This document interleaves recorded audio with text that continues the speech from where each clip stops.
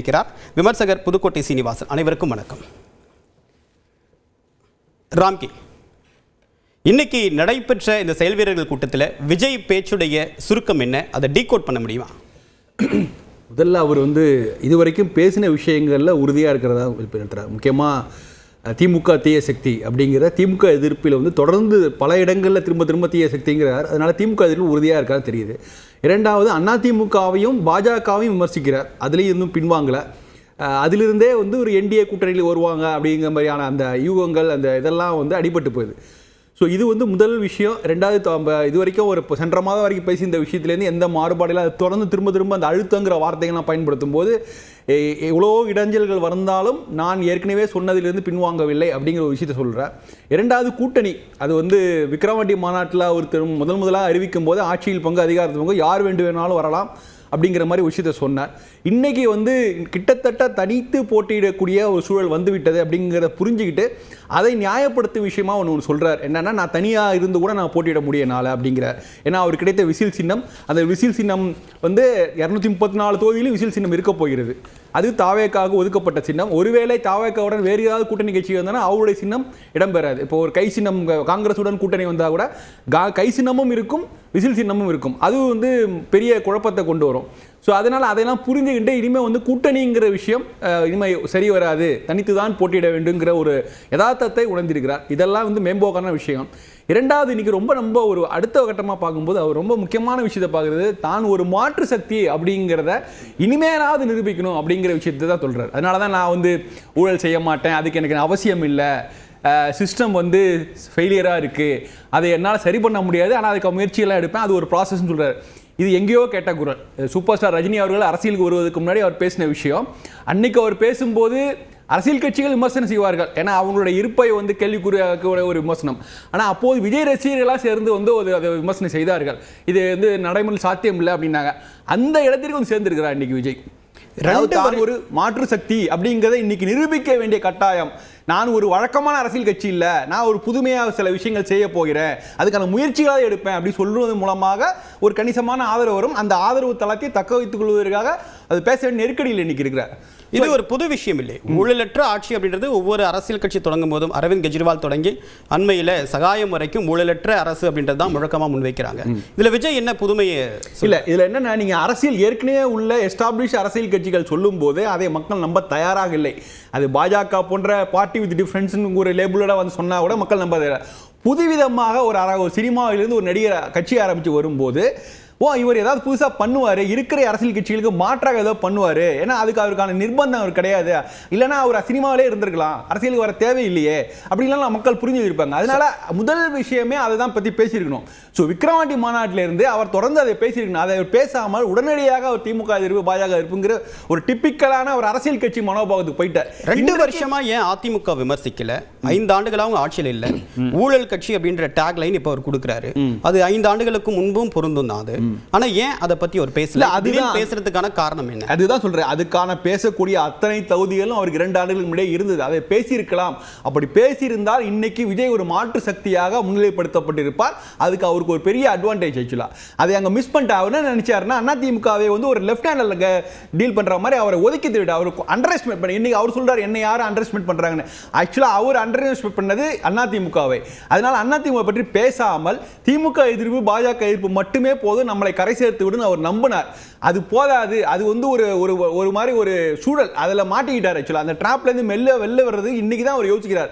Okay, இன்னைக்காவது நம்ம மாற்று சக்தி இப்போ இன்னைக்கு நம்ம குறைந்தபட்ச ஒரு டீசென்டான ஒரு பர்சன்டேஜை நோக்கியாவது போவோம் அப்படிங்கிற நிலையில தான் இன்னைக்கு அவர் மாற்று பற்றி பேச ஆரம்பிக்கிறார், ஊழல் பற்றிலாம் பேச ஆரம்பிக்கிறார். இன்னைக்கு அவர் ஏற்கனவே பேசியிருக்க வேண்டியது, அவர் பேசியிருந்தா இன்னும் வேறு விதமாக எடுபட்டிருக்கும். இன்றைக்கு வேறு வழி இல்லாமல் பேசுகிறார் தான் நான் இப்போ எடுத்துக்கிறேன். அப்போ இதுக்கு முன்னதாக விஜய் தன்னுடைய நிலையை ரொம்ப அளவுக்கு அதிகமா எஸ்டிமேட் பண்ணிட்டாரு. இப்பதான் யதார்த்தம் அதிமுகவுடைய பலம் என்ன, திமுகவுடைய பலம் என்ன, பாஜகவுடைய பலம் என்ன, அவருடைய பலம் என்னங்க இன்னைக்கு தான் புரிஞ்சிருக்காரு. அதாவது அவருக்கான தேவை, அவருக்கான ஒரு சினிமா நடிகருடைய அரசியல் தேவை என்னன்னா, நீங்க யாருமே செய்யாத ஒரு விஷயத்தை நீங்க பண்ணணும். இதுவரைக்கும் மற்ற அரசியல் கட்சிகள் முயற்சி செய்து பார்க்காத விஷயத்தை நீங்க பண்ணணும். அதை அதை புரிந்து கொள்ளாம இன்னைக்கு தான் புரிஞ்சிருக்காரு. மக்களுடைய எதிர்பார்ப்பு இப்படி இருக்குது, நம்ம அதற்கேற்ற போல பேசணும், அப்படி பேசினாதான் நமக்கு குறைந்தபட்ச வாக்குகளாவது வரும் போகிறோம், ஒரு குறைந்தபட்சம் ஒரு 10% வாக்குகளையாவது நம்ம வந்து தக்க வைத்துக் கொள்ள வேண்டும் என்றால் இது போன்ற மாற்று விஷயங்கள், திமுகவால் பேச முடியாத விஷயங்கள், அதிமுகவால் பேச முடியாத விஷயங்கள், பாஜக காங்கிரஸ் கட்சியால் பேச முடியாத விஷயங்களை நம்ம இன்னைக்கு பேசணுங்கிற இடத்த வந்து சேர்ந்திருக்கிறார்.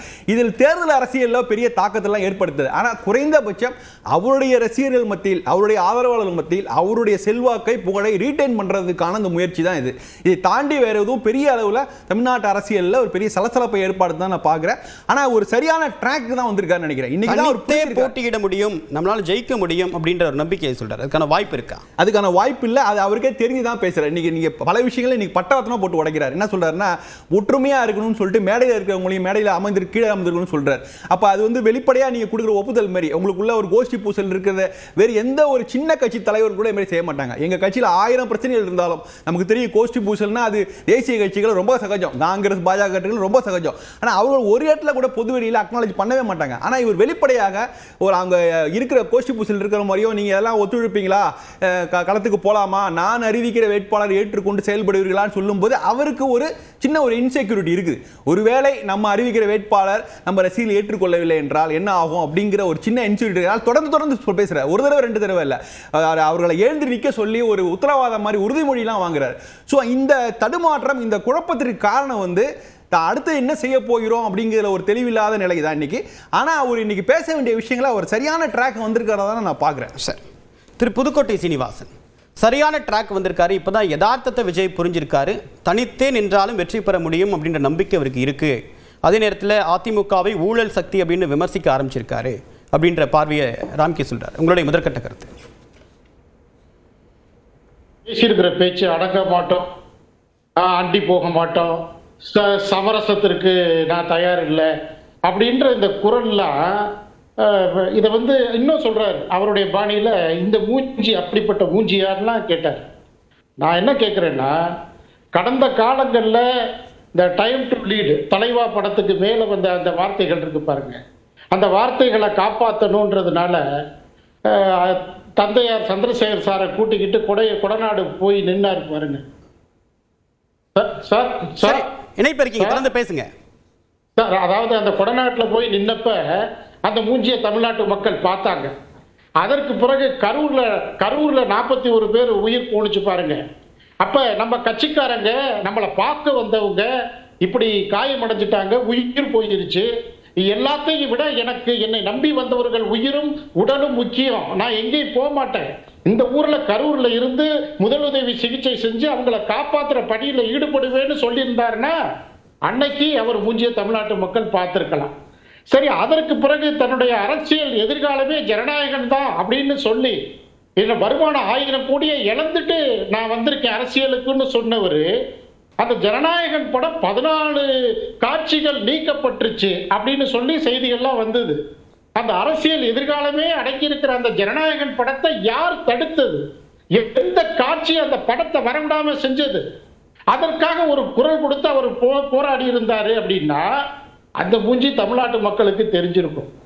அப்ப எதையுமே செய்யாம, அதாவது ஒரு கட்சியை ஆரம்பிச்சு இந்த விசில் சத்தம் பனையூருக்குள்ள மட்டும் ஊதுறதையே காதை பொத்திக்கிட்டு இருக்கிறவரு, தமிழ்நாட்டு தரைத்தளத்தில் 50 ஆண்டு பொன்விழாவை கொண்டாடி இருக்கிற அதிமுகவை விமர்சனம் செய்வதற்கு எம்ஜிஆர் சார் இவருக்கு முடியுது?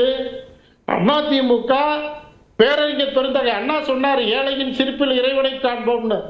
இன்னைக்கு அண்ணாவினுடைய தத்துவத்தை 50 ஆண்டு காலம் புரட்சி தலைவர் எம்ஜிஆர் காலடி கொடுத்ததிலிருந்து, பல்பொடி கொடுத்ததிலிருந்து, சத்துணவு கொடுத்ததிலிருந்து, புரட்சி தலைவி அம்மா ஏழை எளிய மக்கள் பெண்களுக்கு தன்னம்பிக்கையோட வாழ்றதுக்கு வழிவகை செஞ்சது. அதற்கு தொடர்ந்து புரட்சி தமிழர் ஐயா எடப்பாடியார் இன்றைக்கு குடிமராமத்தில் தொடங்கி ஏழை எளிய விவசாயிகளுடைய நம்பிக்கையின் நட்சத்திரமாக எதிர்கட்சி தலைவராக களத்தில் நின்று போராடுகிற அதிமுகவோட பொதுச் செயலாளரையும் அதிமுகவே விமர்சனம் பண்றதுக்கு தாவேகாவுக்கு என்ன சார் இருக்கு? அப்ப எதையுமே செய்யல. இதுல என்ன தெரியுதுன்னா, 500 கோடி முதலீடு போட்டு 500 கோடி லாபம் எடுக்கிற, அதாவது முள்ளு மேல சேலையை போட்டு சேலை கிளியாம எடுக்கணும். அந்த வியாபார யுக்தி தான் தாவேகா தலைவர் விஜயோட பேச்சில இன்னைக்கு பார்க்க முடிஞ்சது. அப்ப இவர் கட்சி ஆரம்பிச்சு இதுவரையும் யாரும் நம்பி போகல. பெரிய கட்சிகளை மோதினா இவர் ஏதாவது அடையாளப்படுத்தலாம்னு இன்னைக்கு அதிமுகவை வசைப்பாடி இருக்கிறாருன்னு தான் நம்ம பார்க்கிறோம். ஆனா அதிமுக இதற்கெல்லாம் சளைக்காத ஒரு இயக்கம். அந்த இயக்கம்ன்ற மக்கள் தரைத்தளத்துல போராட்டமா இருக்குது. இல்ல, அதிமுகவும் விஜய்க்கு எல்லா வகையிலும் அழைப்பு கொடுத்தாங்க. எனக்கு அழுத்தம் இருக்கு, ஆனா அதற்கு அடிப்பணிய மாட்டேன் அப்படின்னு இன்னைக்கு ஒரு உறுதியா தானே இருக்காரு அவரு. இல்ல, அதாவது அதிமுக என்ன சொன்னாங்க, திமுக மக்கள் விரோத கட்சி, இன்னைக்கு அரசு நடந்துட்டு இருக்குது, அதை அப்புறப்படுத்துறதுக்கு யார் தயார்